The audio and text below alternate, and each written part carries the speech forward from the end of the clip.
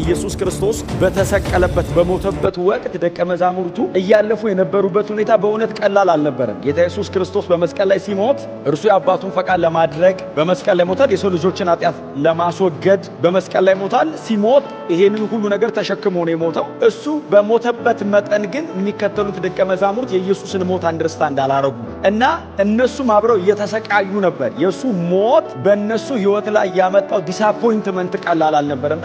በጣም ነው ዲስአፖይንት ያደረጋቸው። ተስፋ አድርገው የነበረው ሲከተሉት የነበረው በጣም ለትልልቅ አጀንዳ ነው። ፖለቲካሊ በጣም ትልልቅ አጀንዳ ነበራቸው ሲከተሉት። ምክንያቱም የሮም መንግስትን ገልብጦ እስራኤልን አቋቁሞ በጣም ቆንጆ ቦታ ይሰጠናል የሚል በጣም ትልቅ ተስፋ ነበረ እነ ጴጥሮስ ጋር።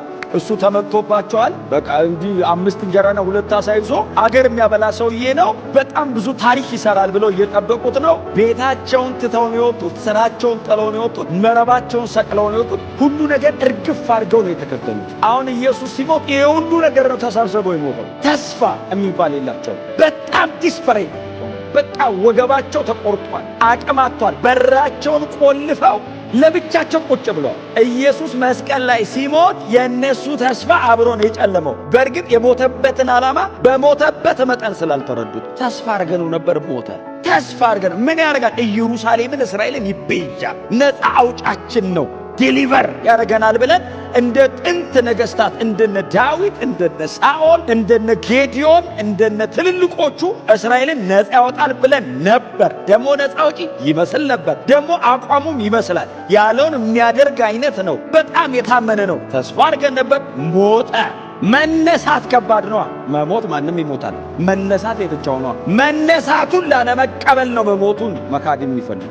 ኢየሱስ ሲሞት ደቀ መዛሙርቱ በሐዘን ቢዋጡ የሆነ ሰፈር ደግሞ ደስታ ነው። ፈሪሳውያን፣ ሊቀ ካህኑ፣ እነሱ መንደር ደግሞ ትሬት ነበር ኢየሱስ ለነሱ። አገልግሎታቸውን አደብዝዞታል። ክህነታቸውን ወደ አደባባይ አውጥቶ ማንነታቸውን ገልጦታል። በኖራ የተለሰኑ መቃብር እንደሆኑ፣ ግብዞች እንደሆኑ ኢየሱስ እየገለጣቸው ነው የነበረው። ሕዝቡን ሲያደነዝዙ ነው የኖሩት። ኢየሱስ መጥቶ ከሕዝቡ ላይ መጋረጃ ገፏል። ትሬት ሆኖባቸዋል። ቤተ መቅደሳቸው መጥቶ ሕዝባቸውን ይዞባቸው ሄዷል። የሚመርጠው ደግሞ ካህን ምናምን አይደለም፣ አሳ አጥማጅ፣ ቀራጭ፣ ኃጢአተኛ ነው የሚመርጠው። አልተመቻቸውም። ሲሞት ተደስተዋል። ለዛ ሰፈር በጣም ትልቅ ፌሽታ ነው፣ ደስታ። እዚህ ሰፈር ደግሞ ጨለማ ነው፣ ሐዘን። ፈሪሳውያንና ሊቀ ካህኑና የሕግ መምህራን መጡ። እንግዲህ በሰንበት ቀን ምንም ነገር አይደረግም። ባይዘው ሕግ አዋቂዎቹ ሕግ እየጣሱ ምንም እኮ አይደረግም እና እንዲያደርግላቸው እየጠየቁ መጡና እንደዚህ አሉት።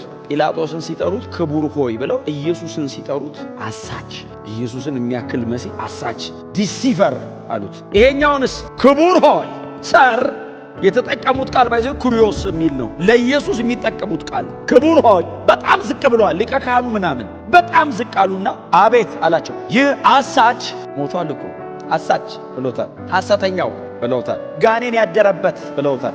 ውሸታም ነው ብለውታል። ኃጢአተኛ ብለውታል። እግዚአብሔር ያልሰጠውን ስም እያነሱ ይለጥፉበታል። ኢየሱስስ እንዴት አልከኝ? ጲላጦስ ኢየሱስን በደንብ የሰማው ይሰቅለው ሲል እስቲ አውራ ሲል ኢየሱስ ጸጥ። አንተ እስቲ ምን እያወራህ ነው ግን? እንደዚህ አገሩን ሁሉ በአንድ ያቆምከዋል። እስቲ አውራ ሲል ዝም አለው ይላል። በጸጥታው ተደነቀ የሚል ቃል። ምክንያቱም ሰው መልስ ሰጥቶ ማምለጥ ነው አይፈልገው። ይገርማል። ንጉሥ በእንትን አይደለም፣ እኔው ከፈለክ ምስክር ጠይቅ። ኢየሱስ ጸጥታ ወደ ውስጥ ነው ባይዘው። ጲላጦስ እንደዚህ ያለ ልገልህም ላድንህም ይችላል። ኢየሱስ እንዳለ ወስቴን ታተም ይችላል።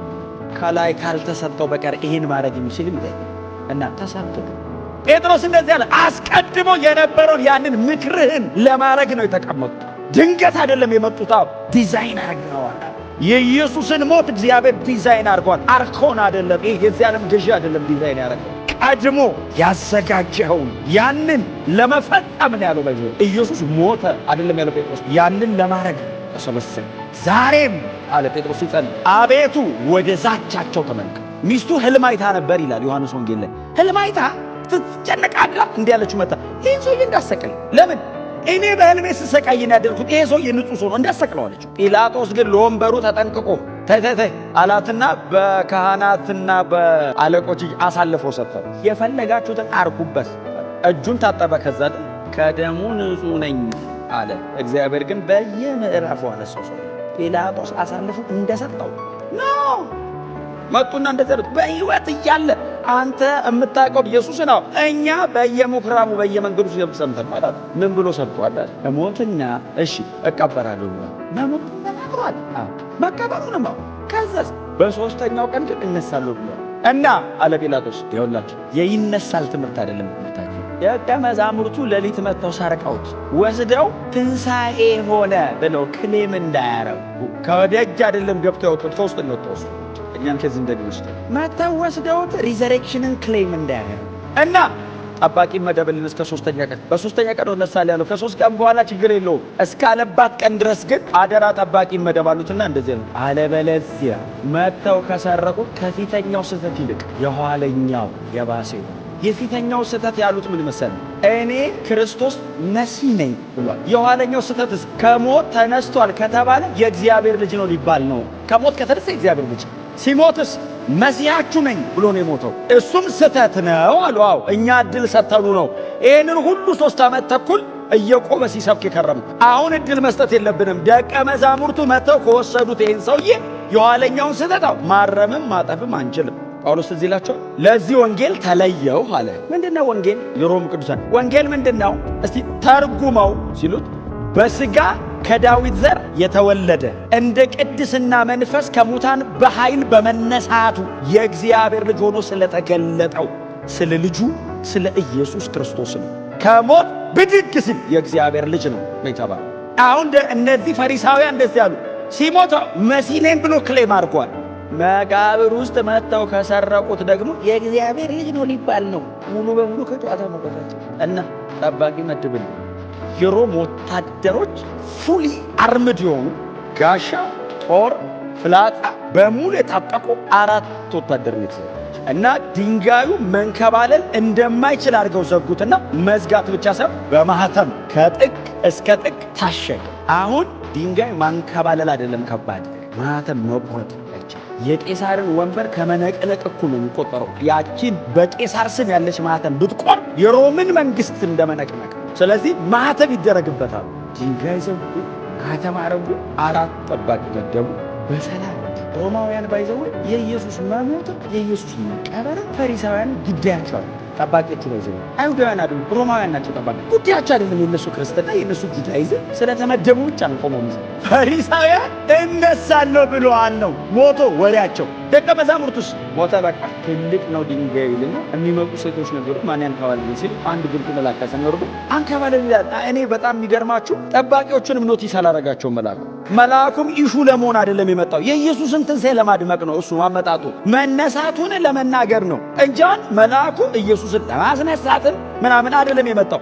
ኦልሬዲ ተነስቷል ኢየሱስ እኮ ማርያም ናት እንደው መጣች ሽቶ ልቀበል መጣች ማን እያለች መጣች። አንከባሉት ቁጭ ብሏል አንድ መልአክ። ኢየሱስ በዚህ የለም ተነስቷል ሂጂና ንገሪያቸው ብሏት መነሳቱን ሄዳ እንድታወራ ነግሯት ተመልሶ መልአኩ ሴት ጠባቂዎቹ ይላል እንደ ሞተ ሰው ደርቀው ቆመው ነበር።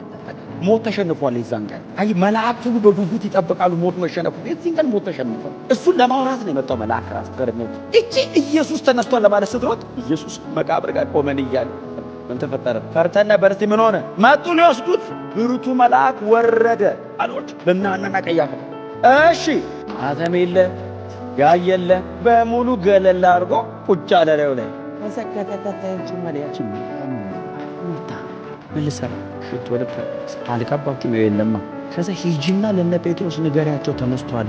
ማርያም ስትሮጥ መልአኩ ሰጠኝ ወደ እናንተ ያቱን እንደዛ ይዝ የተነሳበት መቃብራካ መልአክ ተመጣ ሄድ ሌላ ደጋግ አንዞርዱ መተ ይሄው የነገርኩት ነው። ስለዚህ ሄዶ ሊሆንሽ እንዳያወሩ ገንዘብ ሰጥቷቸው አይደለም በቂ ማለት ምን ማለት መሰለ ብለው ምን ያህል እንስታች ይሄን ያሲል ጨምር እጥፍ የኢየሱስን መነሳት ላለማውራት እንደተነሳ አወቁ። እነዚህ ብቻ አይደለም ያወቁት ፈሪሳውያንና ሊቀ ካህኑ ኢየሱስ ከሞት እንደተነሳ አወቀ። መልአክ መጥቶ ድንጋያን ከባለለ ቀጥሎስ የለም ኢየሱስ ውስጥ እና ተነስቶ የነገሯቸው ባይዘወይ ማርያም ለነ ጴጥሮስ የነገረችውን ዜና ነው የነገሯቸው። እነ ጴጥሮስ እየዘለሉ ወደ መቃብር እንዲመጡ ያደረጋቸውን ዜና ሊቀ ካህኑ ሰምቷል። ባይዘወይ መወራቱ አይቀርማ ከሞት የተነሳ ሰው አግኝታ አንተ ራሱ መቼስ ከዛ በኋላ ሐሴት ነው እያላቸው አውሩ ስላሏቸው እየዞሩ አውሩ ይልቃላል። አልተነሳም ሰርቀውት ነው ብላችሁ አውሩ። ሐሰት ይፈጥራል። ከእውነት ጋር ሳይድ የሚያደርግ እግዚአብሔር ብቻ ነው። ተነስቷል ይሉ ሲሉ እነ ጴጥሮስ ቀድመው እግር በእግር ተነስቶ አይደለም ተሰርቀው ነው። እኛ ነበርን ጠባቂዎቹ። ሌሊት መጣው ወሰዱት፣ ሰረቁት። ትንሽ ሸለብ ሲያደርገው ወሰዱት። ጴጥሮስ መጣ፣ ኢየሱስ ተነስቷል ብቻ አይደለም ያለው ትንሣኤውን በታላቅ ኃይል።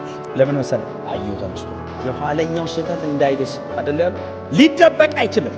መሞቱ አልተደበቀም፣ መነሳቱ መደበቅ አልቻለም። እግዚአብሔር ከሰማይ በምልክቶችና በተአምራት ያጸና ነበር። ተነስቷል ሲሉ ያጸናል በምልክት። ኢየሱስ ሕያው ነው ሲሉ ሰዎች ይድናሉ። ሕዝብ መጥቶ ወንድሞች ምን እናርግ ታዲያ ይላቸዋል። በጌታ በኢየሱስ ክርስቶስ እመኑ፣ ንስሐም ግቡ፣ ተጠመቁ፣ የመንፈስ ቅዱስን ስጦታ ተቀበሉ ይላል። 3000 ሰው በአንድ ቀን እግዚአብሔር ከሰማይ እያስተጋባ የሚናገረው ድምፅ የለም። ሌላ ድምፅ የለም። ኢየሱስ ተነስቷል። የተሰቀለውን፣ የተቀበረውን፣ የተነሳውን ለመጀመሪያ ጊዜ አሕዛብ እኛን ቆርኔሌዎስ ቤት ሲሰብከን ኢየሱስ ከሞት ከተነሳ በኋላ ለሁሉ ምስክሮቹ ለምንሆን ለእኛ አልፏል። አንዴ አይደለም ማለት አለፍ እያለ እና ሁሉም ሳይቀር አላየም እና ለነማ ለምስክሮቹ ኢየሱስ ተነስቶ አይተዋል። አብሮ ነበር። አሳ ጠብሶ ባህር ዳር ጠብቆኝ እኛ ለማጥመድ ስንደርስ አሳ ከየት እንዳመጣ አናቅም። የተጠበሰ አሳ ሰጠን። ልጆቼ ሆይ ብሉ አላቸው። ልጆች ብሉ ወዳጆቼ ነበር የሚላቸው ወንጌላት ላይ። ጴጥሮስን ብትንትኑን አውጥቶ ነው የሰራው ኢየሱስ። ብትንትኑን ነው ያወጣው። ሂድ አንተ ሰይጣን እያለ ምኑም እንደማይገኝ ብትንትን ያደረገውና ከዛ ይተበትኑ ሊቀርፈስ ኢየሱስ ሲሰድ የሚያገኘው ጴጥሮስ ተቀጥቶ፣ ሰይጣንም ሲሰድ ባይዘው ጴጥሮስ እንደሚያገኝ ይሁዳን መጨረሻ ላይ ነው ያገኘው። እንዲህ ሲለቅ ጴጥሮስ እንደሚያገኘው ለዛ እኮ ሰይጣን አለው እንደ ስንዴ ሊያበጥር 12 መሃል እሱን ነው የሚያገኘው። ታውቃለህ ሰይጣን ብትንትን አድርጎት በኋላ ላይ መጨረሻ ላይ ወደኛ አጥንት ውስጥ ኢየሱስ ታውቃለህ ለጴጥሮስ ነው ለሌላ ሰው ምን ይሰጣል? ቸርችን እኮ ለጴጥሮስ እኮ ይሰጣል። በጴጥሮስ ስብከት እኮ ነው ቸርች ኤግዚስት ያደረገችው። መሬት የመጀመሪያ ቸርች መሬት ላይ የቆመች የኢየሩሳሌም ቸርች በጴጥሮስ ስብከት እኮ ነው የቆመችው። ለመጀመሪያ ጊዜ አይሁድም አሕዛብም መንፈስ ቅዱስ ጥምቀት የተቀበሉት በጴጥሮስ እጅ። ቁልፍ ሰጣት። እዚህ የዘጋውን እዛ ዘጋል፣ እዚህ የከፈቱን እዛ ከፍተዋል። ለምን ቶል እና ጴጥሮስ ሲቆም ጴጥሮስን ባይዘው የኢየሱስ የትንሣኤ ስብከት ላይ ማንም ሰው አይችልም። ጴጥሮስስ አይተነዋል። እኛ ምስክሮቹ ለምንሆን ተገለጠ። ኢየሱስን ነክቼዋል ይላል ሲሰብክ በጣም ቦልድ ነው። ድርቅ ያለ አይነሳም። ቤንዳ ያደረግልን እድል አይሰጥም ሲሰብክ። ሩም የለውም ሲሰብክ። ሌላ ነገር ማሰቢያ እድል አይሰጥም። ወሬው በተነዛበት ሰው ሁሉ ኢየሱስ የሚሉትን ሰውዬ ሬሳውን ሰረቁ እና ሐዋርያት በሚልበት ሰራቂዎች ናቸው የተባሉት መጥቶ ሊሰብክ። ሰረቀ ነው አይደል? ተነሱ ምን ማረጋገጫ አለ ሲሉት እኔ አይደለም ያስነሳው አባቱ ነው ያስነሳው። እግዚአብሔር እኔ ነኝ ያስነሳው ብሎ በምልክት ያዘ። እነዛ ትላንትና ወሬ የሰማ ሕዝብ ሁሉ እጁን አንስቶ ቤተክርስቲያን ከኢየሱስ ውጭ እውነት የለም። ከወንጌል ውጭ እውነት የለም። ምንም ነገር ውሸት፣ ወንጌል ብቻ ነው እውነት። ምንም ነገር ያልፋል፣ ወንጌል ብቻ ነው የዘላለም። ኢየሱስ ክርስቶስ ተነስቷል። በመንፈስ ቅዱስ ብርሃን በልባችን ውስጥ ማህተም የርስታችን መያዣ አለ ልባችን። ኢየሱስ ተነስቷል። ኢየሱስ መነሳት ላይ ብቻ አይደለም መመለሱ ላይ የሚዋሹ ውሸት አለ። አይመጣም የሚሉ ዘባቾች ይላቸዋል። ሁለተኛ ጴጥሮስ ላይ መቼ ይመለሳል? አይመለስም። እነሱ ቀናቸውን የሚጠብቁት እግዚአብሔር ይፈርድባቸዋል ነው የሚለው። ደግሞ ሁለተኛ ጴጥሮስ ይፈርድባቸዋል፣ እንደወደቁት መላእክት ይፈርድባቸዋል። እናንተ ግን ነቅታችሁ ጠብቁ። በኢየሱስ መመለስም ላይ ይዋሻል። ኢየሱስ መጥቶ የምድርን መሰረት አነቃንቆ ተራሮችን ከመሰረታቸው ላይ አፍርሶ የሚወዱትና የሚከተሉትን ከምድር ላይ ነጥቆ እውነተኛነቱን በብርሃን ታይቶ ያረጋግጣል። ምንም አይነት ጉልበት የጌታ የኢየሱስ ክርስቶስን መነሳት ይደብቀው አልቻለም። ገንዘብ ሊደብቀው አልቻለም። ብር ከፍሎ የሊቀ ካህናቱ ጉልበት ሊደብቀው አልቻለም። የሮም ነገስታት ጉልበት ሊደብቀው አልቻለም። የኢየሱስ መነሳት ሮም መንግስቷ የለም። የኢየሱስ ትንሣኤ ግን ዛሬም ሰዎችን እያዳነ የኢየሱስ መነሳት እውነት ሆኖ ለዘላለም ይኖራል።